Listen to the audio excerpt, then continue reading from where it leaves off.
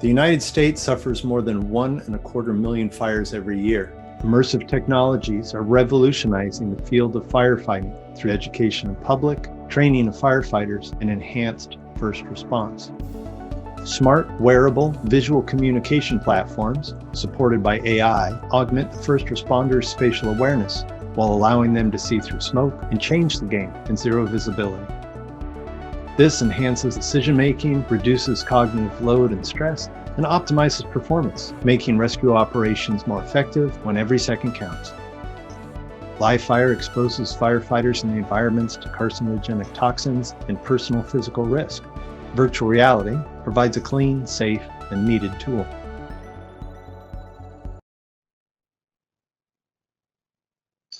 Hello and a very warm welcome to everyone. I'm Aydın Özgül, Managing Director of Ecoris Europe, and we are delighted to hold this special session today on virtual and augmented reality and its potential for Europe. Across the world, we've been going through a period where the trend for digitalization has gained strong momentum. The uptake of digital technologies by wider public has also increased drastically due to the COVID pandemic. Along with the transformation they bring, digital technologies are very much relevant to the European Green Deal and efforts to reduce our carbon footprint and address the major societal challenge of climate change. At Ecoris, as part of our policy, research, and technical assistance work, we've been following and analyzing over the years the digital technologies and their impact on the way we live and do business. We've also been mapping the ecosystem and preparing forecasts on the growth of emerging technologies, such as the virtual and augmented reality. From a personal point of view, until 4 or 5 years ago, I assumed the virtual and augmented reality were all about gaming and entertainment. And in the past few years, I'm truly amazed by the possibilities these technologies open up in so many different sectors, such as healthcare, education, or manufacturing. Every day, we hear so much about artificial intelligence or big data, and to a very limited extent on XR topics, which is actually very much linked to artificial intelligence and data. As part of our studies, including this most recent one, we've also been collaborating with several prominent organizations and experts. And now, to introduce the study and our well-esteemed guest speakers, I would like to pass the floor to my colleague, Alexandros Viktos.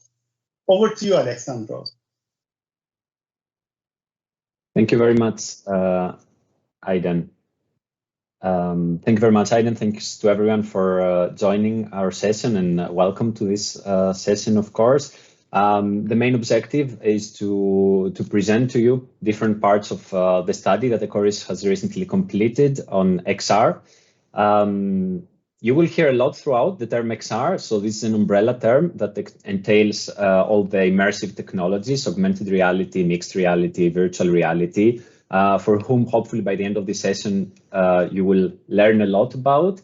But you're also, of course, welcome to download after the session and go through our recently published report, which you can find on the resource gallery of the Events Air platform where you are logged in.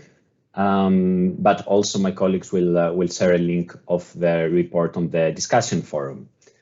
What have we prepared for you today is 2 presentations focusing on different parts of the mentioned study, and these will be followed by some panel discussions around different aspects of the study. For these panel discussions, we have with us some well-distinguished experts that also in different ways they contributed to the study. So we have, let me shortly introduce our experts that will be joining us.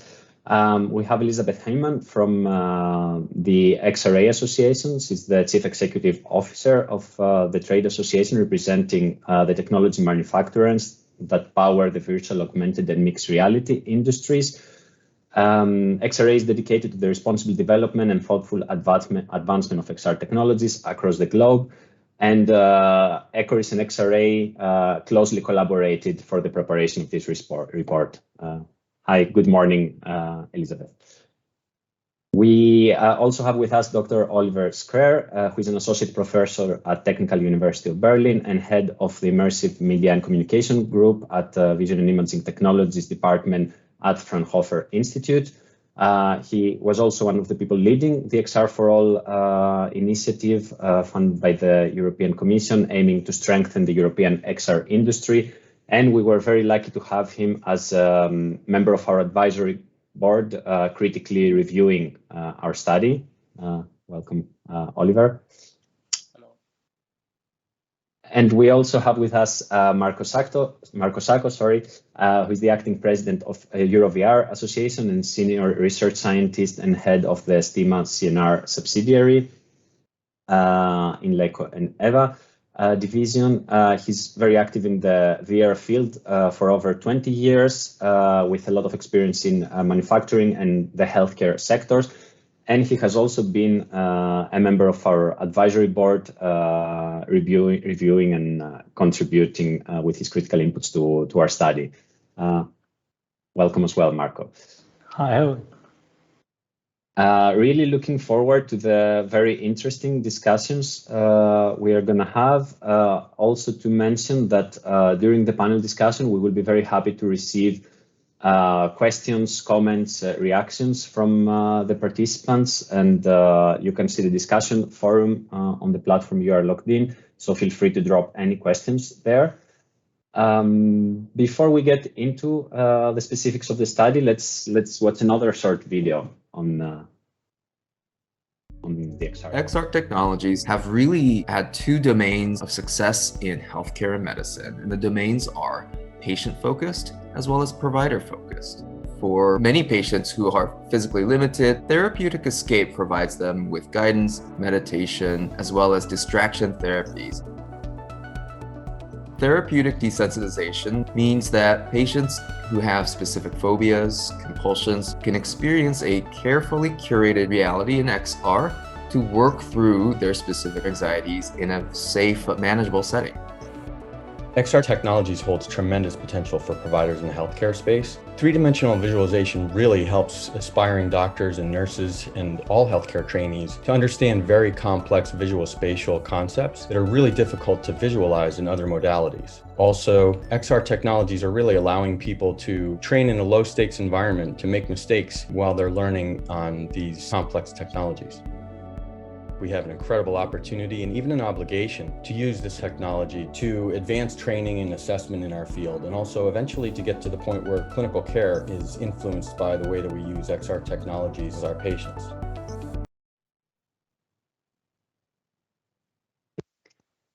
Great. Let me start by saying why this study and why this study specifically in 2020. So ECORIS, again, together with endorsement of XRA, we already prepared a first study, the first study of its kind in Europe, mapping the virtual reality ecosystem at the time. And what we noted is that around 2016, there was a big hype around the VR technology, which led at the time to many overestimations about the future evolvement and growth estimates of the industry. What was very interesting at that time, and as you can see in the slide, we realized that we were not fully aware, and the wider audience was not fully aware of all the different application areas that XR can offer, as also Aiden mentioned in his introduction. So one of the purposes was to map and start raising awareness a bit on all the different areas, as you can see, from education, healthcare, entertainment, architecture, engineering, but also the more popular ones like gaming and cinematic entertainment that are more known to the wider public. So there's a whole wide sphere of applications that XR can offer. What we then thought recently is that it would be interesting to assess the first estimates and mapping that we did back then, see how XR technology in the XR industry has evolved in Europe.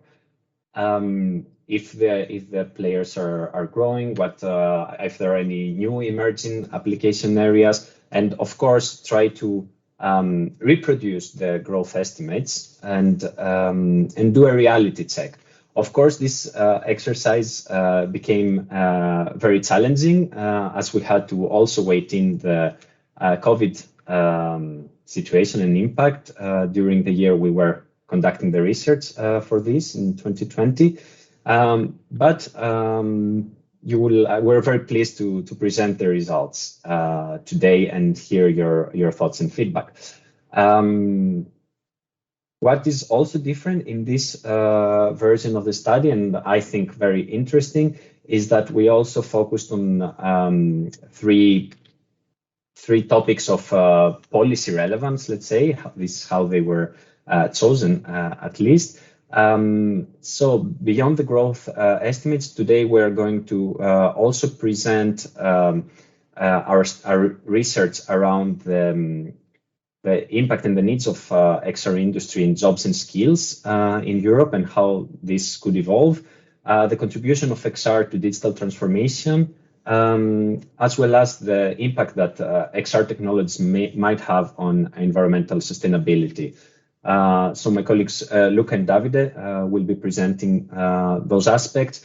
And if you have the time to download and go through the report, you will also see our SWOT analysis of the European industry, as well as some first reflection around recommendations on how to support the development of the XR industry and make sure that the development is in line with European technological and ethical standards, which are so important for us. Without further ado, I will pass it on to my colleague Luca. Thank you very much, Alex, and welcome to everybody also from my side. Yes, I would like to start by giving you an overall picture of the XR ecosystem, the market size and the future outlook of the industry. So looking at the map, we see that the XR industry is distributed across several European countries and regional hubs. The ecosystem has been steadily evolving, with Germany, the United Kingdom and France being the strongest performers in terms of number of XR companies and turnover generated by XR activities. Since the Ecoris VR 2016 report, XR hubs throughout Europe have been steadily evolving, with the front runners being London, Paris and Berlin, which have further strengthened their leading position in terms of companies and are also accommodating some of the leading universities and research institutes in XR research and development. Multiple additional hubs has also been growing in importance in this context and now also feature prominent XR ecosystems. In some cases, building strong records in specific application areas or technological focus linked with established industrial sectoral activities. This is the case for healthcare XR application in Zurich, for instance, or gaming in Stockholm and Helsinki. So the European XR landscape remains very diverse, covering from industrial application to gaming and entertainment, and it is fast evolving.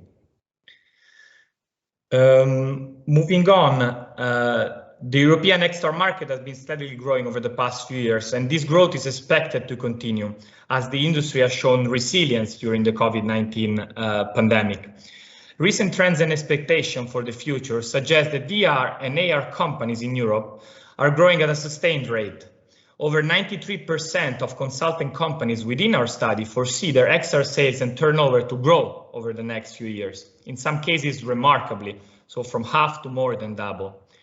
Key drivers behind these growths and trends identified, besides the continuing growth of the more mature and consolidated market segments, such as gaming and home entertaining, are, for example, the increased relevance of XR for enterprise applications, so notably the higher demand from companies interested in digitalizing part of their work processes, but also technical advancements and so the availability of improved XR technologies, a boost by political priorities and policies, a Europe fit for the digital age, just to mention one of the most prominent by the European Commission, and as shown in the bottom half of the slide by a survey conducted by XR for All, Companies expect potential opportunities also from the COVID-19 pandemic, related, for instance, to a general acceleration for digital transformation, a more widespread upskilling and familiarization across society with regards to generic digital skills, leading to a larger user base, and an increased demand for remote and digital products for both private and professional. Moving on, looking at the market size, the European XR industry shows high growth potential and strong contribution to the EU economy, to the European economy. The future net effects of the pandemic on the XR market are not straightforward and easy to predict, and there is no consensus on this within the XR community, due especially to the different impacts of COVID-19 on various XR-related business models and solutions. There is, however, widespread confidence in the ability of the industry to smoothly bounce back after an inevitable short-term hit and slowdown, with some application even benefiting in the long term. So given its potential to provide solution to several issues caused by the crisis, and despite a short-term slowdown, its growth rates are expected to increase and eventually surpass the pre-COVID-19 estimates, particularly boosted by growing applications such as remote collaboration and an increased demand for online digital interaction solution, further advancing in immersive and semi-immersive experiences, breakthrough consumer application, and the creation of new content.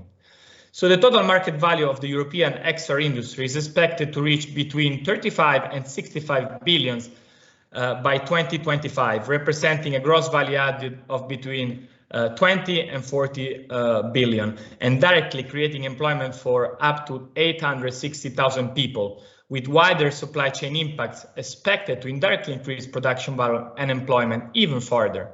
It is also important to mention, when breaking this down, that Europe's growth is mostly led by software and content development, and to a more limited extent by hardware, and that AR applications' contribution to the market value is higher than VR for the next 5 years.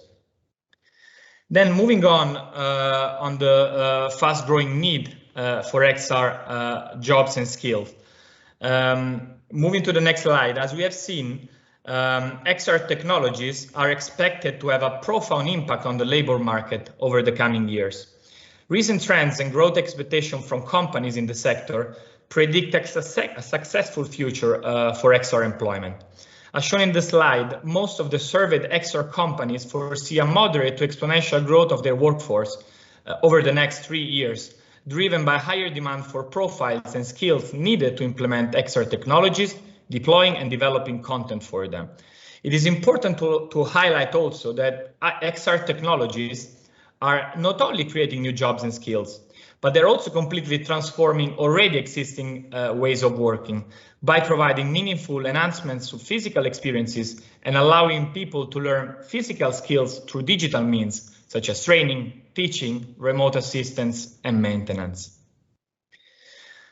Looking at the example in the figure from the UK, over to the next slide, in order to draw some trends on the labor market evolution, we see the jobs demand related to AR and VR skyrocketed between 2016 and 2019, increasing by 180 to 200%, with business looking for a combination of various skills, from software programming and languages, 3D design, video or sound production, to user interface and user experience design.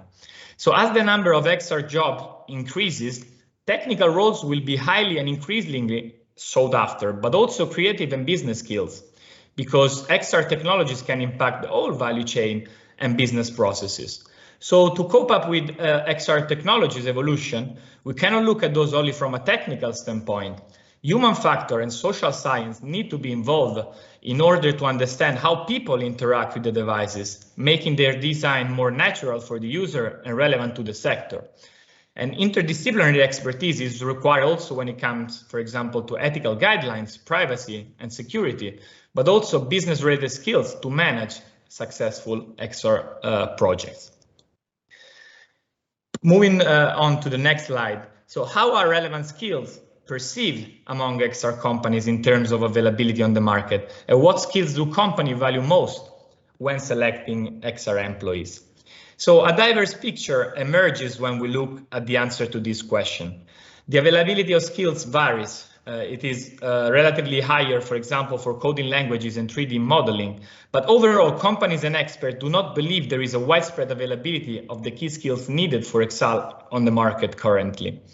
Our research shows that a large number of skills are considered highly important to XR companies, pointing towards a mosaic of skills, which indicates the complexity of the XR landscape and the need of multidisciplinary teams. XR companies, in fact, need talents that can approach XR from different perspectives and rely on building teams that can work across a range of technical, creative, and business disciplines.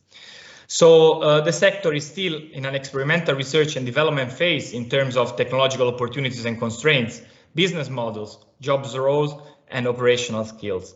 The fast-paced growth of XR technologies combined with the relative novelty may generate an equally rapid skill gap that could widen if left unaddressed. We know that the methods for creating experiences will change over time thanks to continuous innovation. Skill and competencies will have to adapt quickly. So Europe will need to keep promoting relevant skills in terms of education, training, and professional development to sustain industry's growth. And now I will give back the floor to Alexandros to kick off the first panel discussion. Thank you very much. Thank you, Luca, for the interesting presentation on the first part of our study. So I'm very glad to start the discussion with our dear panelists. The first question I would like to address is, well, since we have Elizabeth here that comes from the XRA Association based in the US, I'm wondering it feels that there is something going on and Europe is having a leading role in the European, in the global XR scene. Is this also seen from a global context? How do you see Europe? Well, first of all, good morning, and Alexandros, it's been a real pleasure to partner with Icarus on this report and very thrilled to participate with such an esteemed group. So good morning at 8:23 a.m. on Eastern Standard Time. So yes, there is a really good feeling about the European market. I've spoken, to a number of different companies. And I think there's a few things that are going on. One is sort of the creative class that Europe presents. There's like a rich history, I think, of creativity and a sort of sophistication amongst the consumer, particularly as I'm thinking about the enterprise space. I've seen some wonderful presentations where mixed reality is partnering with very interesting, mature companies like Natuzzi to figure out how to minimize storefronts and create a really exclusive, interesting experience for the customer where they can see how furniture will look in their home, but with significant texture. So it's really interesting to see how these types of companies are coming to the fore and how sophisticated the consumer is when it comes to enterprise adopting different types of immersive experiences. So that's very high. I would say also that Europe is a very interesting place for the investor for many of the same reasons. I think because of the creativity and the ingenuity of the entrepreneurial class in Europe, there's a real desire on the part of investment in Europe. So I would say everybody's pretty bullish on what's happening in Europe, where the United States may be sort of engaged in more of the hardware conversations. I think what's going on the software side and that creative aspect of the European market is really compelling. So. Great, thanks a lot. And what if I ask the more European representatives of this panel, what do you see as the unique features of the European XR scene that could, also give us high competitiveness in a global market? Oliver, would you like to share your views? Well, I think, it's a little bit in line with what Liz said, that I think we have quite diverse landscape of SMEs and startups in Europe, which is quite promising. Then we have also strong research capacities. So I'm a member of Fraunhofer Institute, so Fraunhofer is quite busy, but also other research organizations like TNO in Netherlands, BCOM, DFKI, for example. Another aspect which is quite important, I think, is cultural diversity. So that's very quite distinguishing aspect compared to US. So we have a huge mix of cultural diversity, and this is highly beneficial for and distinguishes us from other regions. And last but not least, I think we notice in the European discussion related to XR, strong focus on how to deal with the privacy of data, with data sovereignty, but also accessibility and inclusion. So these are quite important aspects, and in my mind, they are not some nice buzzwords, but they become important also business-wise, because future products and applications needs to take care about these things like privacy of data. Otherwise, they won't have any possibility to enter the market. So, yeah. Very interesting. Thank you.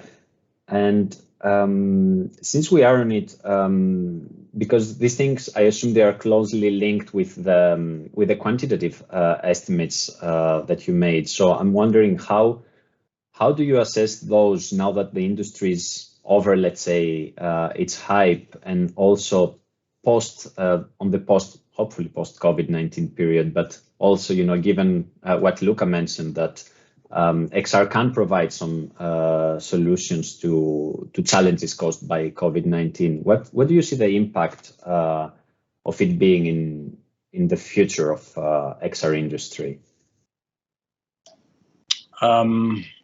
Well, I think the impact is quite different. So there are definitely some areas where COVID-19 had a quite strong negative impact. For example, in location-based entertainment, in the media sector, for example. But on the other hand, and this was already mentioned, is that social VR, remote collaboration received very strong attention. So there was also a lot of activity. New existing platforms have been further developed. New platforms popped up, and so this is really quite a promising market. And the COVID-19 has really pushed this domain. Yeah.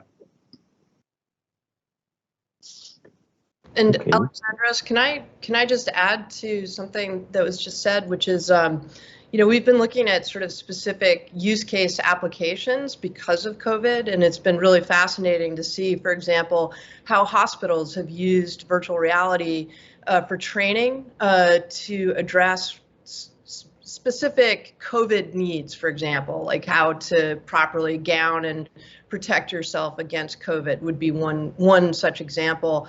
There's also really interesting companies that are using the augmented and holographic or volumetric aspects of it to help scientists and researchers understand the disease itself more effectively by being able to expand what that looks like. And then I would also add that getting beyond that healthcare application, I think COVID, and I think everybody would agree, has sort of accelerated the digitalization trend for enterprise in general. And there's a McKinsey study out there of various executives that they all agreed that we were going to see, multiples of acceleration of digitalization. And I think XR is part of that story. It's not the story, but it's certainly part of it. And I think there's lots of interesting, rich data in this report and in other research that I think we're all looking at that suggests that, as we said in the presentation, this has been a resilient industry through COVID. And I think we're probably through that hype cycle. Now we are now doing the steady growth of an industry. So. Thank you. Very interesting indeed. Let me just, before moving on to the next question, remind to our dear participants that you can also pose your questions or comments if you wish. So there is the discussion forum on the right side of the screen of the platform that you are logged in. So we'd be more than happy to receive some questions from you as well. But Marco, I'm looking forward to hear also your views on the growth of the European industry and its strengths. Also, regarding the different sectors, do you see any prevailing, any sectors or types of applications being more dominant in the European landscape? Well, we were already talking about that, but touch what Elizabeth was saying. I mean, if you think about the healthcare sector, on one side, there are the example that she mentioned, but, hospitals were all fully crowded and fully devoted to pandemic. But then we cannot forget that there are other diseases that are still there. So lots of application for rehabilitation at home, telemedicine were developed, and this was growing very fast in the last period. Maybe not at the beginning of the pandemic, but just after, let's say, the first wave, then a lot of applications were realized in order to support all the patients that are not, let's say, in the tunnel of the pandemic, but definitely need the support from hospital and doctors. And another sector for sure was related to any kind of business, and this is the remote collaboration. I mean, all the people were stuck in the house, but have to continue to work. So several new applications for increase the experience of collaborative meeting, collaborative activity. This was definitely the two most prominent let's say, application or sector that were increasing in the last period due to the COVID, but was already, let's say, in the air because there was already study, but the situation for sure fastened this process. Indeed, yeah, sounds interesting, but indeed, yeah, also within the study we noted several of these type of initiatives being launched. Luca also presented a bit, or maybe before we go on the topic of skills, I'm wondering, Elizabeth, you mentioned before, like the distinction before hardware and software and content type of applications being developed in Europe. Regarding sectors, do you also see any difference between the two industries? Well, I was listening to what Marco had to say. We forgive me for mentioning a different study, but we put out a study several months ago about end users, and we wanted to see what they were thinking about XR technologies, whether they were aware of XR, and there actually was a very high level of understanding amongst executives in 6 sectors that we looked at. We looked at healthcare, higher education, workforce training, retail, manufacturing, and public safety. And I can share that 50% of manufacturing business leaders and 49% of retail business leaders say they are currently using or investing in XR technologies, which, it's not 90%, but it is a very effective number. But I think what's really interesting is that a lot of the executives that we spoke to expect to invest more in these sectors over the next 5 years. And in fact, 3 in 4 executives said they would dedicate more resources in manufacturing, job training, retail and healthcare led the way, and that was at about a 75% average clip. So again, that's a fairly strong indicator of the fact that these different sectors intend to adopt XR more effectively. And I think we're seeing a lot in the job training space. That seems to be sort of the racehorse that's leading around the first or second bend of the track. In the sense that for all the reasons we've discussed, during COVID, it's been a really effective tool for HR and managers to be able to train employees and do so remotely. It's also sort of a see, do, and learn activity. So retention is very high. So far, that's what academic research is indicating thus far. And you also have really interesting platforms. Last summer, I participated in the Shift Medical Conference in Germany, and they held it in a virtual environment. I believe Porsche had developed the platform for a virtual meeting. So you had, I think, a few hundred people all participating in a virtual environment. So there's lots going on in that regard. But I think, obviously the research that we did was a little bit more US specific, but I would suspect that it has similar parallels in the European market. Yeah, if I could add something, Alex. Please. For sure, I mean, what we have different in Europe is the possibility and let's say the quantity and the quality of contents that we could produce in Europe. I mean, was already mentioned manufacturing sector, furniture, fashion, but also if we think about cultural heritage.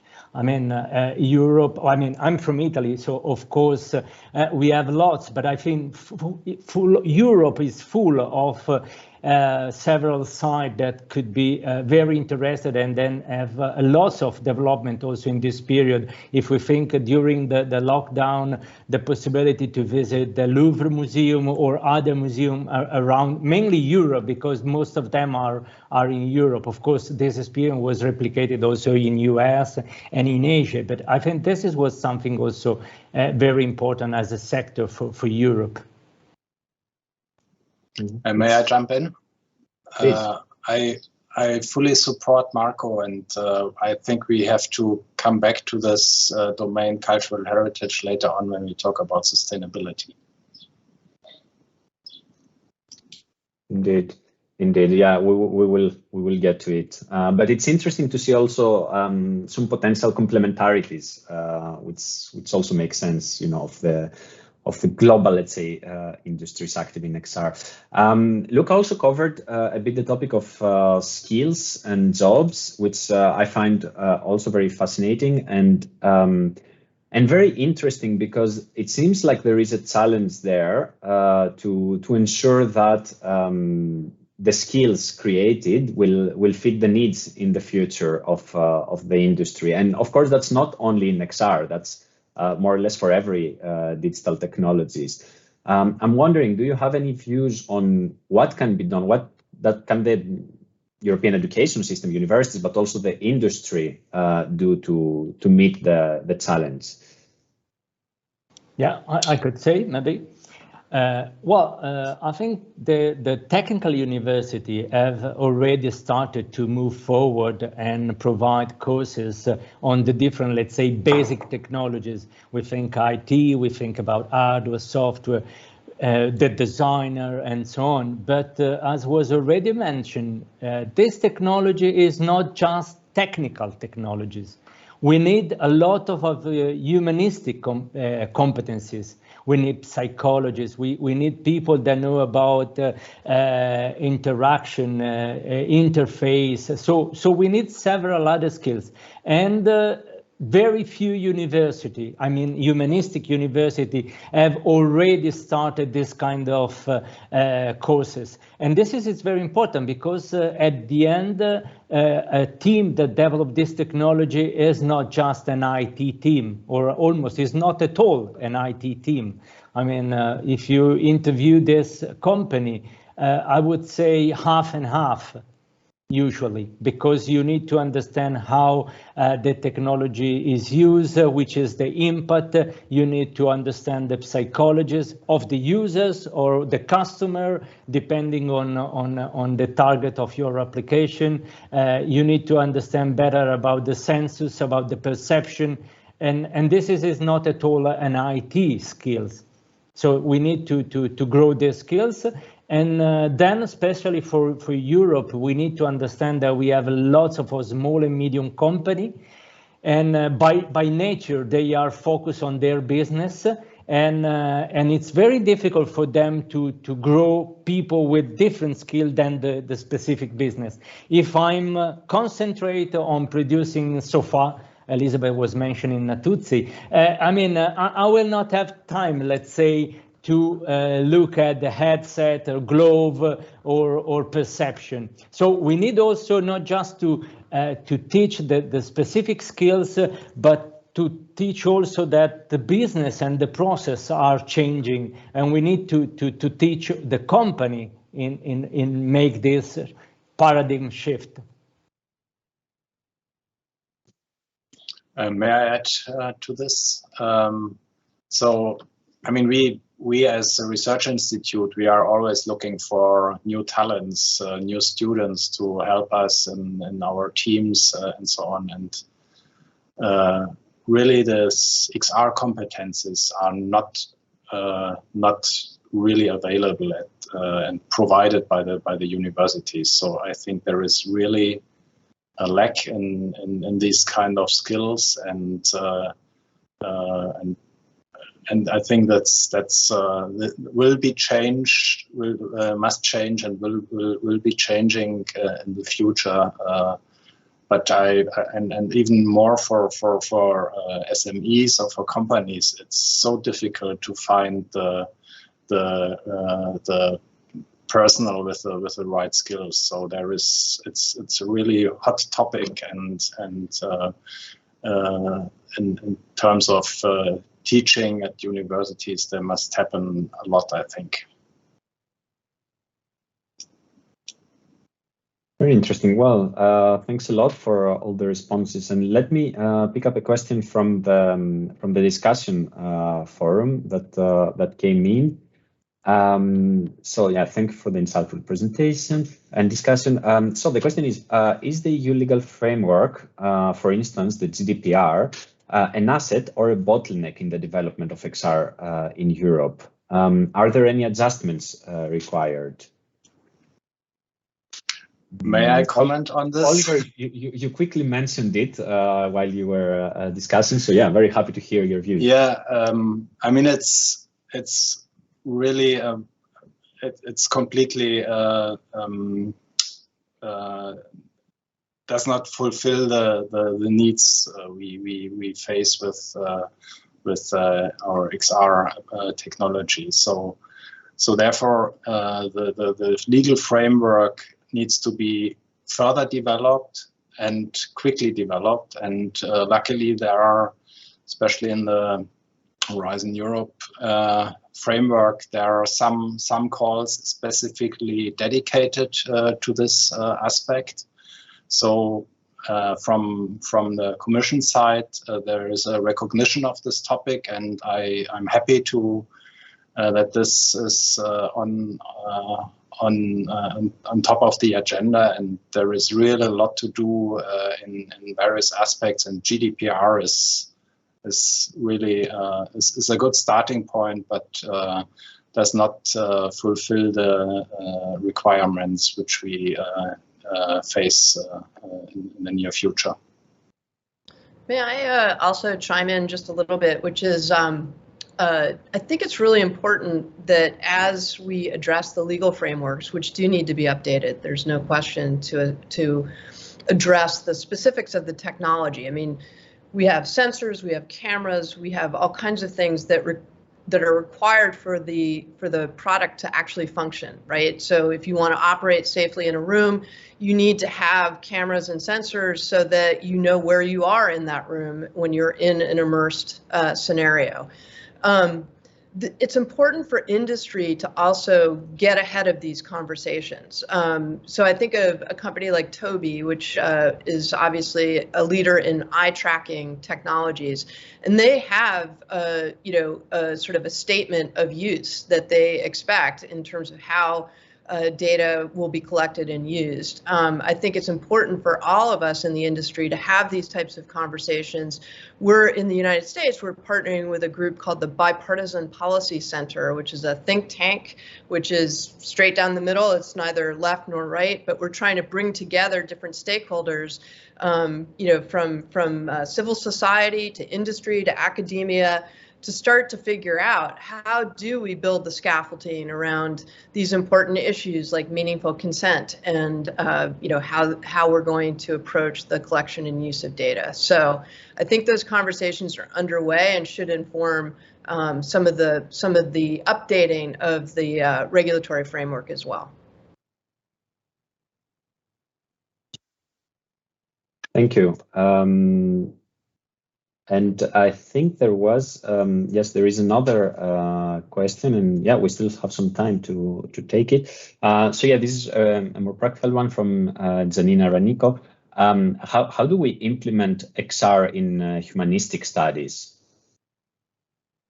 I think that comes from Marco. Perhaps your response on the skills issue. Did you have any specific ideas around it, or?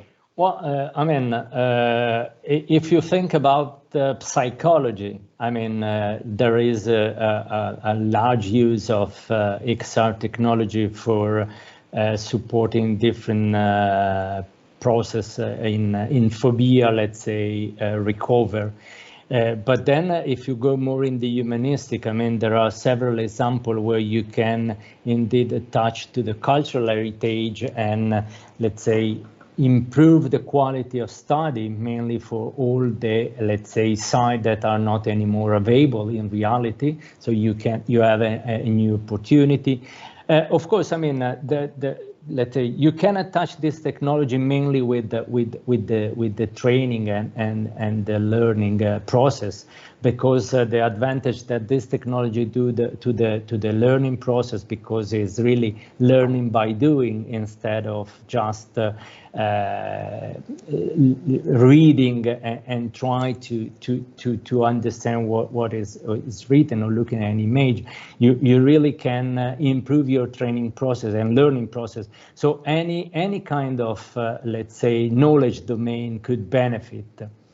And one aspect that it's also, let's say, hot in this period is also the gender balance in the technology. We didn't yet touch, but I mean, if you think that there is a huge issue about the participation of women in STEM, let's say, technologies or area, while we see, let's say, a different trend in XR, because the possibility really to touch different sphere of knowledge that maybe are more suitable or more, let's say, in line with the women expectation. And indeed, my experience is that there's also in my research group, I mean, I would say that it's half and half, or even more women than men, mainly because, I mean, the technology are more broader, or the knowledge are more broader. And may I please Elizabeth. I'm glad you brought that up, Marco. I've been having conversations recently. I just participated in a meetup for the Bavarian XR women's group. And it was a wonderful gathering of women who are excited about this field. But it raises some data that sort of more anecdotal.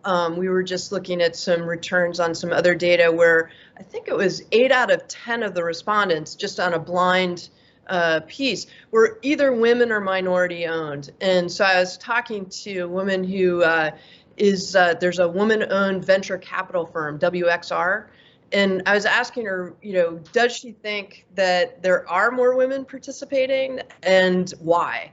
And she said she does think so, and that, as you said, there's a certain empathic quality about particularly virtual reality, where you can walk in the shoes of another, experience, you know, what somebody else in a different race or age or cultural background is experiencing, and that's very appealing. I also am worried, as a cautionary tale, I think about the early days of computer science, which frankly was very well attended by women. It was an opportunity, a new area.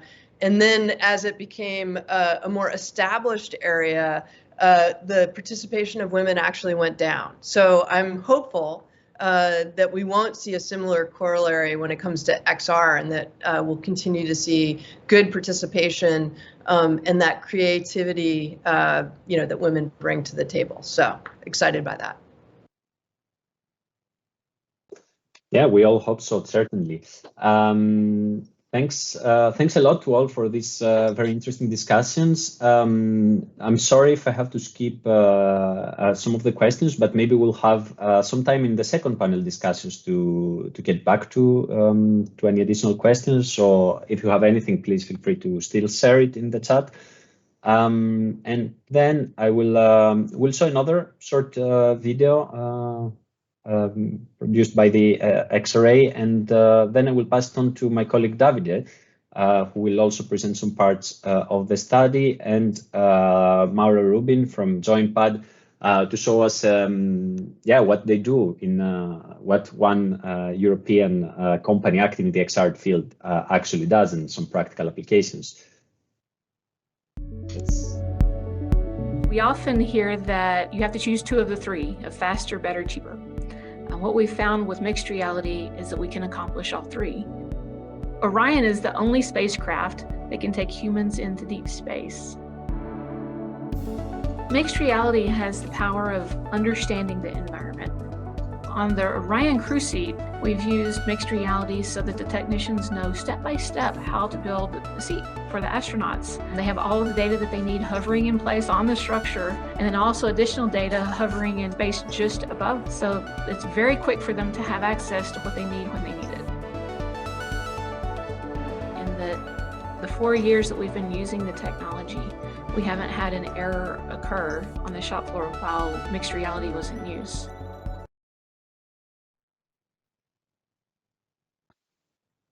So hello, welcome back everyone. I'm Davide, and I am now gonna walk you through other two aspects that we have covered in our study. The first one is the potential of XR in the digital transformation of Europe, and especially of the industrial ecosystem of Europe. So the first question is why we decided to select this kind of deep dive. And the reason is that, of course, it is one of the main priorities in Europe at the moment. And we really think that XR has the potential to be one of the keystone in revolutionizing some of the ways in which traditional tasks are conducted. So indeed, there are a number of drivers of reasons why companies should decide to use XR technologies to digitize their businesses. And the first and maybe most obvious one are the cost reduction and the time savings implied in using digital technologies rather than traditional means. But we found that also other drivers are there. So for example, the educational potential that XR technologies have, maybe in training applications, or as mentioned during our panel discussion, the potential of reducing some of the negative impacts caused by the COVID pandemic. So in the next slide, you will see a small categorization exercise that we have conducted. So basically, we brought together the main XR applications that we found into 5 main categories. You can see manufacturing processes, product development, collaborative working, customer relationships, and then wider horizontal activities category, which was used to fit the other applications. And main findings here is that maybe obviously not all the applications show the same potential in terms of digitalization through XR, but maybe most importantly is the fact that we need to consider that so far we've been talking about XR as a single technology, but indeed there is at least a macro distinction between virtual reality and augmented reality that we need to consider. And indeed, we found that virtual reality shows the most potential in applications such as training, because it's starting to be proven that people tend to learn better by doing rather than by doing that theoretically. And also through XR, it's possible to repeat scenarios, which can also may be risky in an easier way. If you can please come back to the previous slide. Yes, so training, but also in the product development category. It's easier and much faster to design a product or to conduct prototyping by using the 3D environment that it's possible to create through VR technologies. Whereas on the other hand, AR tends to show the most potential in some of the manufacturing processes, especially assembly and maintenance. Imagine, for example, having a AR headset which can highlight in real time the pieces that needs to be adjusted, or that shows a tutorial or what needs to be done next. And this relates very quickly with the collaborative working part, because at the same time, especially with remote guidance, at the same time you can have an expert which is remotely guiding the personnel on field and providing them with guidance. So very quickly in the next slide, you can see some results from our survey. So the question here was which applications you as a company wish to digitize the most through XR. And as I mentioned before, training is the very first one and the best known application for XR. And then also this slide gives you an idea of what are the companies' needs in terms of digitalization. But also one thing that can be underlined through this is the fact that supervision of activities / remote guidance that I just mentioned as being one of the most promising in terms of AR application is there only at 28%. So maybe could be also some problems of awareness between CEOs and companies that are not aware indeed of the potential of XR for these applications. So next, I will move to the second deep dive that we focused on, which is the environmental aspect. So as to why it is pretty clear, I think this is one of the biggest priorities of the European Commission and one of the biggest problems of our time, maybe. So in the next couple of slides, you can see some of the applications that we analyzed. If you move into the next slide, you will see the first branch.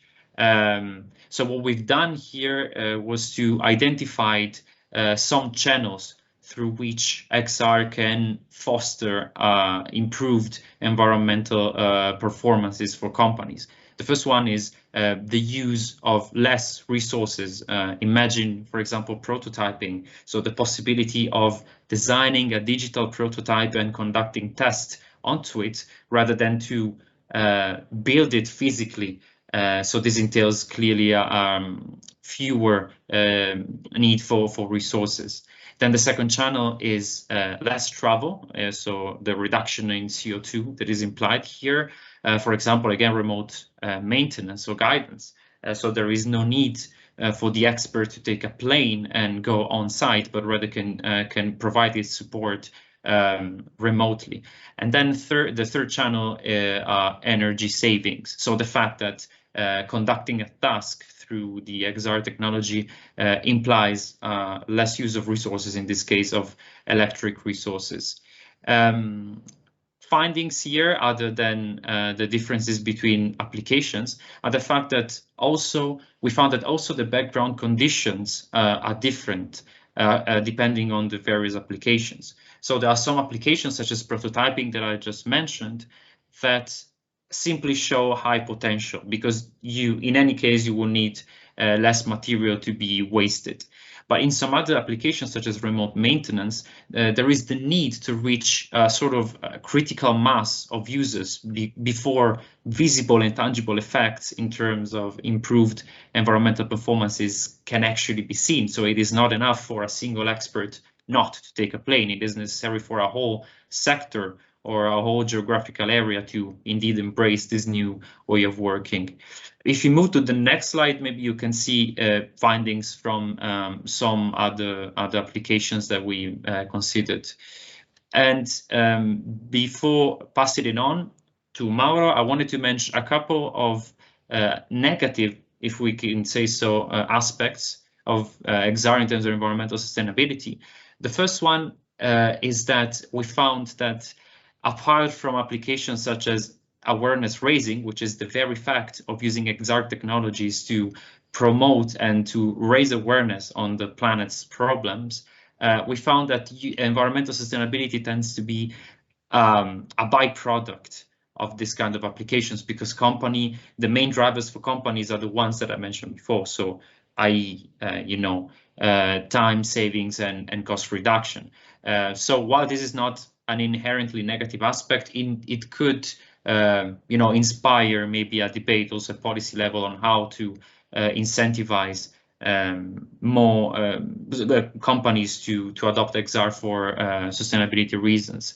And the other is that XR technologies themselves entail and imply an energy cost. Think of, for example, of VR headsets. They require usually high-capacity computers to work, which clearly means increased cost in electricity. And also, given that the technology is still relatively new, obsolescence of hardware tends to be rather fast. So it is necessary after a couple of years to build new models of headsets, and this implies, of course, a cost in terms of plastic and materials. But of course, our finding is that the potential for the benefits to outweigh the costs is really there, and the potential for XR in this case is very, very high. That said, thank you very much for sticking up with me throughout this presentation, and I will pass it on to Mauro Rubin from JoinPad to talk to you about their experience as a company in this field. So Mauro, the floor is yours. Hello, everyone. Thanks for inviting me to this amazing event. The previous panel was very, very interesting. So thanks for inviting me. We can start with the presentation. Just a few words about me and JoinPad. I'm involved in augmented reality in the last 12 years, and I founded JoinPad in 2010, and we provide augmented reality services for the B2B market, industrial market. And we have several companies around the globe. As you can see in the next slide, we are present in Milan, where is our HQ, but we have other companies in Dallas and in China as well. Today we talked about how augmented reality is transforming industrial processes. Starting from augmented reality. What is the augmented reality? Augmented reality is a technology that provided the user with the most relevant information about anything in real time. We started to present, as you can see in the next slide, in the next video, and we started to investigate it in this field. Starting from the maintenance application. If you can send the video, we can show yes. That was the first product that we delivered in the 2011. So the customer asked us to provide something to represent and describe the object in front of the user for maintenance purpose. And the algorithm was able to recognize the object and provide the right information in the right moment. And starting from that, we decided to move forward and exploring different paths. We can back to the slide, and in this moment we are augmented the workers' potential to help them to go behind their skills. Today we are talking about how to improve the industrial process in the factory, for example. Factories are quite different than 10 years ago. Today we have a different environment. In the past, as you can see in the next slide, the user had to access to the database to get the necessary information. But today we are talking about the smart factory. And then in the next slide, you can see that the smart factory is an ecosystem composed by human beings, sensor, artificial intelligence, robots, and many other things. So today the user receives the necessary information from the surrounding element, such as object, places, people, and sensor. So next, our goal is bring the user field of view from a common view to this one. So to do that, we started from a new paradigm that we call it the augmented workers. The augmented workers is composed by human factor, such as knowledge, process, and collaboration, and the technology. Artificial intelligence, such as computer vision, predictive analytics, and to take the right decision in the right moment. Augmented reality, to understand the environment in a very easy way and a very a common way to perceive the environment, and of course the IoT connection.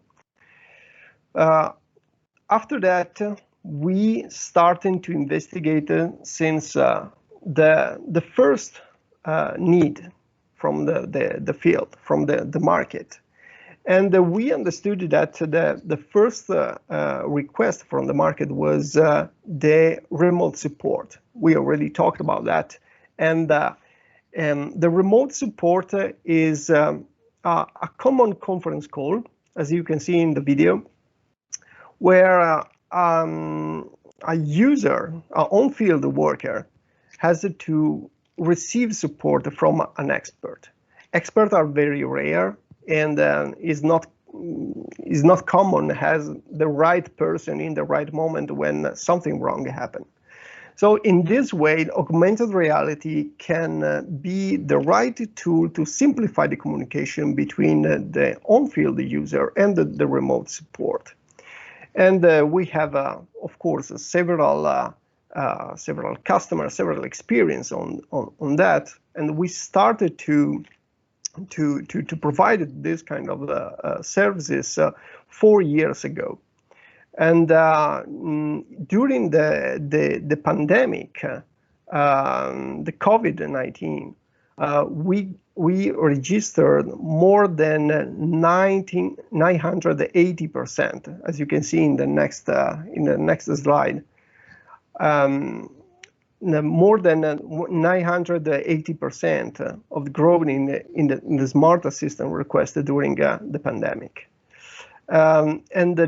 For this reason, we started to improve this technology and analyze even in a different context, not just the industrial, but even the educational.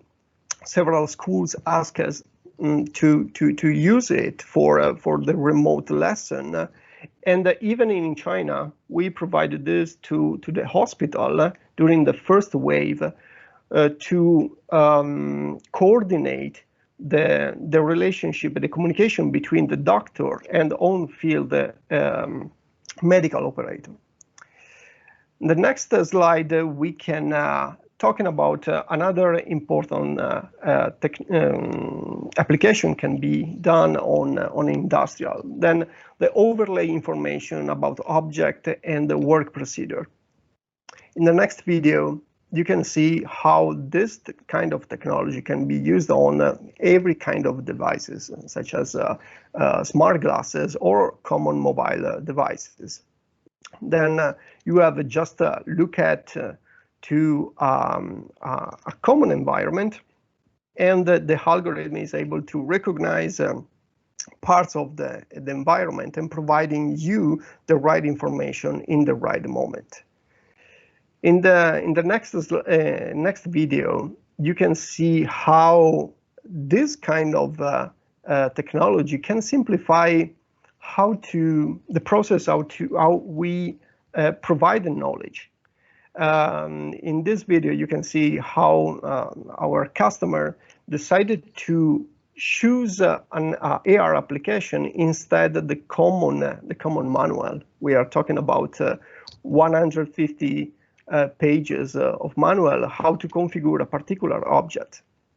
In this way, you have just a look at the object through an AR application and get the step-by-step guide in real time. Then the augmented worker will partner up with a new generation of co-worker, the co-AI. We call it co-AI. It means the collaborative artificial intelligence.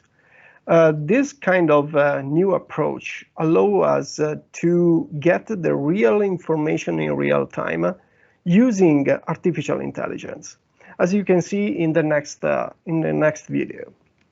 So imagine that you are in front of an equipment, and there is a kind of virtual assistant able to detect and understand the environment and providing you the right information in the real time. Then in this way, he can say that, okay, you need a toolbox and please pick up the right object. And a classification algorithm can understand if you are picking the right object or not. And even when you start to work on the equipment, he can perceive if you are starting in the right way or not. That is not the future, but that is what this kind of technology is able to do in this moment today for many companies.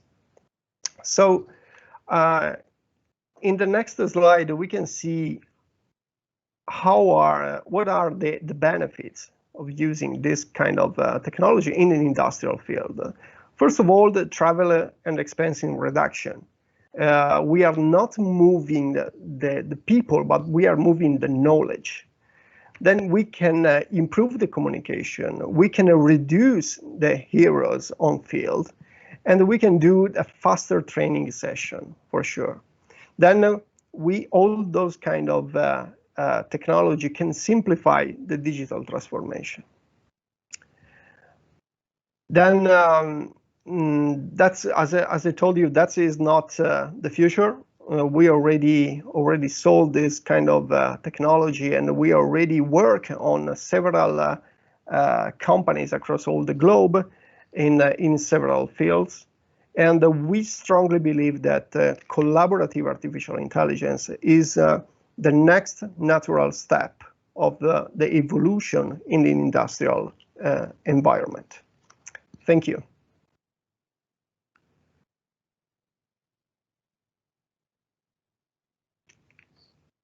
Well, thank you very much, Mauro, for this presentation. It's very interesting to see how some of the things we were discussing before are a bit validated, or at least are in line with your experience. For instance, the COVID impact, let's say, on the XR industry and the solutions you can provide to those, but also when it comes to the digital transformation potential, but also your last slide showed a bit potential positive sustainability outcome.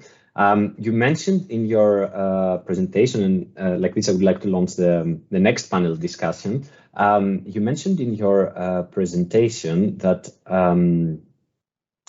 this is not the future. This is happening now.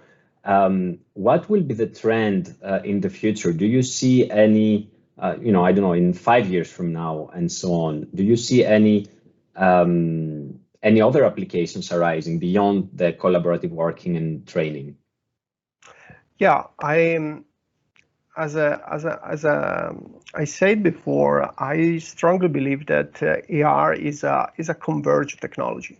It does mean that it can allow the technologies like AI to join in the user experience using the common sense. And today we were talking about AR is not just a computer vision and the smart glasses, but a lot of other technology. In the next 5 years, I strongly believe that we will see maybe several new wearable technology that will change completely our capability to perceive the environment. And think about that in 2011, we met Innovega, the first company in Silicon Valley, yes, and that they were involved to build the contact lens for AR. And this happened 10 years ago. And it does means that we are moving forward to create some new technology that will be step by step always more present in our daily activities. Very interesting. Touching a bit on what you say on how prominent VR and AR will be.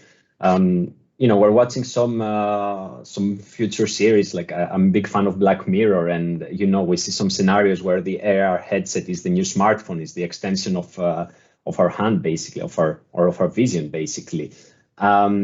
How will XR be deployed in the mass market? Will these scenarios occur in the future? And what are some considerations, some assessments, and some things we need to consider before reaching this stage of adoption? I don't know who would like to share. Elizabeth, maybe we can start by you. Or...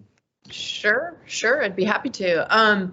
I definitely feel that this is the next computing platform, and that we will see over a period of years that the actual form factor will get smaller and more comfortable to wear. Think about smart glasses, the contact lenses that Mauro mentioned, and this integration of wearable technologies.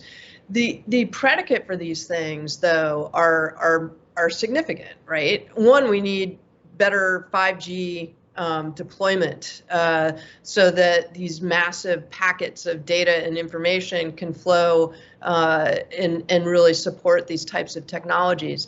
We spoke in the previous panel about making sure that that our regulatory frameworks are up to snuff, right? And that we feel comfortable with the technology. There has to be trust for XR technologies amongst the consumer and the public at large. If there's not trust, then we're not going to be successful. So I think we're all committed to making sure that that happens. I would also say it was interesting. I did an interview with Vogue Business because from a fashion perspective, people are excited about what smart glasses might look like. And I was talking a little bit, you mentioned the smartphone. If you think about back in the 80s and 90s when we had that giant brick of a cell phone, and now we have this wonderful sleek device that is just extraordinary. You're going to see sort of a similar evolution, I believe, when it comes to XR technologies, so that it'll be something that the consumer's interested in, that it's attractive and fun to use, and that it is powerful, but that it's something that we all trust. So we've talked a lot about enterprise, and I think that is just a major driving force right now. But the gaming and entertainment fields are very significant, probably bigger than some of the enterprise applications at this point in time. So if we, again, don't get that trust quotient, that'll be important. One other thing, sorry, that I wanted to add, accessibility of the technology is very important. I'm currently working on a project, think about the telework aspects of XR, but how it relates to people with disabilities and to inclusive design. And I think in many ways, watching what Mauro presented, there are opportunities for people to be the expert, to provide that remote assist. They may not have mobility, but they can still be this, major contributor within a company because of the assistive aspects of the technology. We need to make sure that we're building the technology with that in mind. I think right now the software outpaces the hardware, but I know, everybody's trying to figure out how do we build it in from the beginning and what are the assistive aspects of the technology to help make this an inclusive and open technology. So, thank you. Yeah. Marco, you raised your hand. I can add a bit because I'm also convinced that VR and XR will represent the interface of the future. I mean, will represent the interface on data. And so they of course this will impact on devices, and of course we need the trust, we need accessibility. Maybe we also need more study on usability and impact of this technology on long term. I mean, today we are speaking about application that more or less could last, I don't know, 20 minutes, half an hour, 1 hour. What will happen when, let's say, Industry 4.0 or the next, you will use in the manufacturing field for 8 hours augmented reality, or you will be immersed fully in a digital environment 24 hours a day, 24/7. I mean, for a long time. At the moment, there are very, very few studies. I know a guy in New Zealand that keep the headset for 3 days, but in reality, the application inside was always the same. So we have no study at the moment on what will be our behavior. I mean, of course, the new devices already, let's say, reduce side effect like nausea or disorientation, but we don't know yet what will happen if we use this digital environment in the long term. And of course, accessibility and inclusion, because I mean, more and more this interface will be the interface for all people. So we need to start thinking design for all. That means, what means if we have a blind people? At the moment, most of the application of virtual and augmented reality are centered on people with the proper sight. What will be if in the future virtual and augmented reality will become the interface? So there will not be another interface. We need to introduce other sensors. There are lots of work on haptics, on sounds. What about taste and smell? So I mean, there is really lots of things to evolve, but I think this is really the direction for the technologies. Oliver, yes, please. Add to this? So I fully agree, and I think also that these kind of technology is really the future. But what is really key to go this way is to solve interoperability. So at the moment we have really a lot of different devices, different software platforms and so on, and this is still a kind of barrier for really smooth introduction of new applications. So therefore, this seems to be really a very important challenge to increase operability, to define standards, possibly open standards, and so there is also a lot to do in this domain.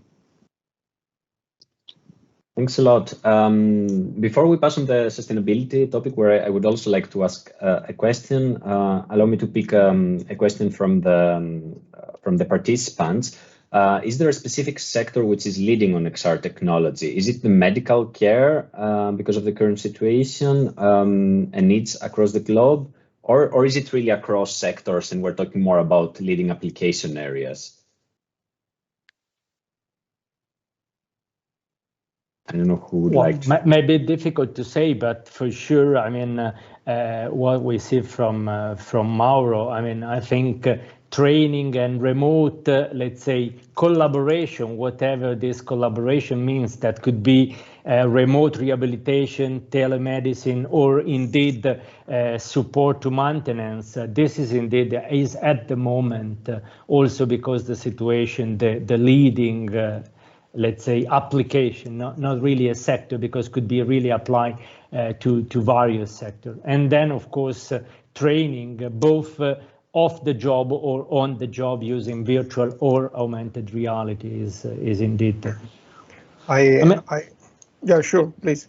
Yeah, I mean, I think that the technology indeed is following also the change of the business. I mean, more and more the importance of the users. I mean, if you see in the manufacturing, more and more the product are customized product. If you go to the health sector, the importance of personalized care. And anytime you put the people in the center, then the interface and the possibility to make remote interface, of course, give a huge chance to this technology to be applied and to be effective. So that's indeed is why now we are more and more speaking about XR. Yeah, I would totally reinforce those comments. I think the training aspect of this is powerful. Forgive me for reverting to an American example, but I think we're all familiar, for example, that Walmart purchased, I think, 17,000 headsets to train 1 million employees so that they understood what the floor layout looked like at their store, how to handle customers that may be a little challenging. And the company also has used the training interaction as an assessment tool to identify middle management potential. So there's lots of really interesting applications there. I think healthcare is one that has been prominent, obviously, because of COVID. But when you think about, pain mitigation and distraction, that's already being used, I think, fairly, significantly throughout medical systems. For example, how to, if you're a victim of fire and burns and you're in a lot of pain, to try to divert the patient away from use of opioids and instead use the VR experience to almost flood the sensory system and distract them from the pain. That's something that we're seeing, around different medical institutions. It's very powerful. So I think there's huge potential. Those are just a couple, but I wanted to just chime in. Thank you very much. We've almost reached the end of the session, but I would really like to hear your views also on the sustainability aspects. Along what Davide presented was that it's often a byproduct of XR, the positive sustainability outcome. And there is a question there: how can we ensure that there is a positive sustainability impact, and it's overweighting the negative ones in the XR industry as a whole? What kind of actions could we take? And I'm wondering also on practical terms, Mauro, how do you see it within your company? Yeah, I think that moving knowledge instead of people is a fact. I mean, we saw during the COVID because we were forced, but now we can continue to using this approach, even if some people can restart to fly in this moment, but they prefer to use the remote support to share knowledge. I think that the sharing knowledge is a big challenge that this kind of technology can solve today. May I add to this? Please. I think there are some application domains which, I mean, if we consider the term sustainability a little bit broader, I think all these applications which deal with cultural heritage are quite relevant, because currently at the moment the destruction of cultural heritage sites is not happening due to climate or whatever. It's mass tourism, and some call it mass terrorism.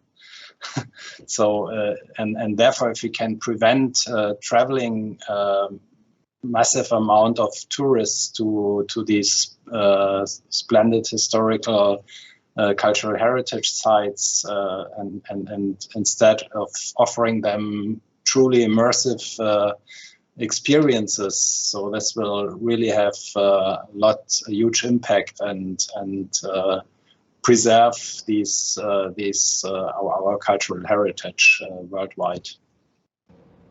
Amen to that. I think that that's possibly the way that I will see the Galapagos Islands, is through a virtual experience.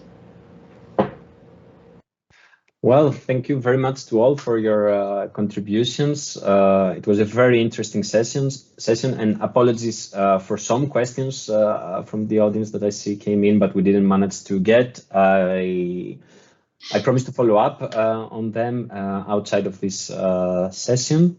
If I can do a very, very quick closing remark, I think we broadly agree here that Europe is on track in developing a very prominent and significant at global level XR industry with strengths such as the creative sector, but also software development.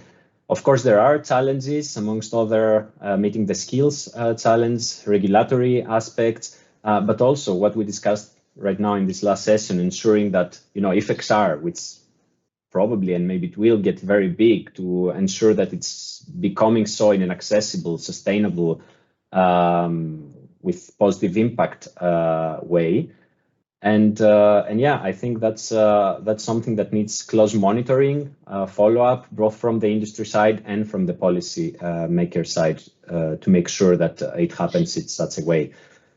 Thanks a lot to our participants, to our audience for being here and asking questions, but very big thanks also to our panel for the contribution to the study and also for being here to discuss all these aspects. We're very happy to have collaborated with you. Thanks a lot. Thank you. Thank you. Great to join you. Thank you. Bye. Bye-bye. Bye-bye.